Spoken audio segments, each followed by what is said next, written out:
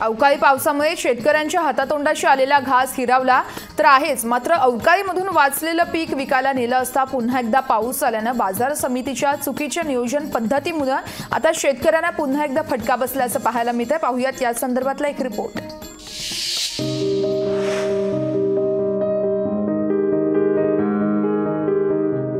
वाशिम जिल्ह्यात गुरुवारी अवकाळी पाऊस झाला।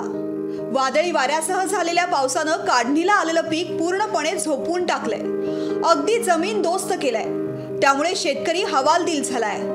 अवकाळीने वाशिम मधल्या शेतकऱ्यांचं गहू हरभऱ्यासारखा चांगला भाव मिळवून देणाऱ्या पिकांचं नुकसान केलंय। मात्र याही व्यतिरिक्त इतर लहान मोठ्या पिकांनाही अवकाळीचा तडाखा बसलाय। आमच्या अक्षरशः डोळ्यादेखत हा पूर्णपणे नष्ट झालेल्या अवस्थेत आम्हाला दिसत आहे, कारण की पूर्णपणे गहू हा पडलेला आहे आणि पडलेला असल्यामुळे आमच्या पुढे आता मोठं आव्हान असणार आहे की या गव्हाला मी वाचवावं कसं, कारण की काढणीला आलेल्या अवस्थेत असल्यामुळे गहू पिकामध्ये पाण्यामुळे पूर्णपणे ते काळा पडलेला आहे। आपण हे पहा, पूर्ण काळा झाल्यामुळे आमच्या गव्हाला भाव पण लागणार नाही। अवकाळीच्या अवकृपेतून वाचलेला शेतमाल शेतकरी बाजारात घेऊन गेला, मात्र तिथेही त्यांची थट्टा करण्यात आली आहे। बाजार समितीमध्ये व्यापाऱ्यांचा माल हा सुरक्षित ठेवण्यात आला आणि शेतकऱ्यांचा माल पावसात भिजत होता।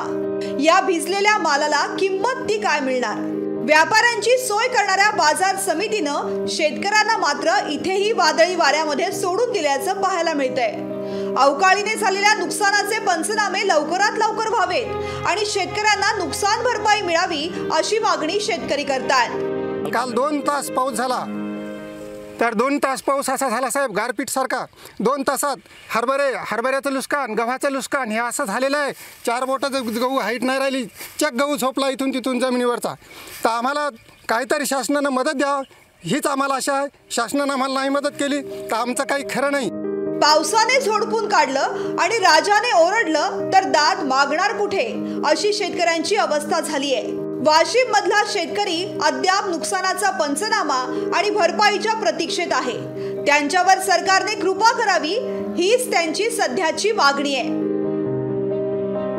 गोपाल व्यास, लोकशाही मराठी, वाशिम।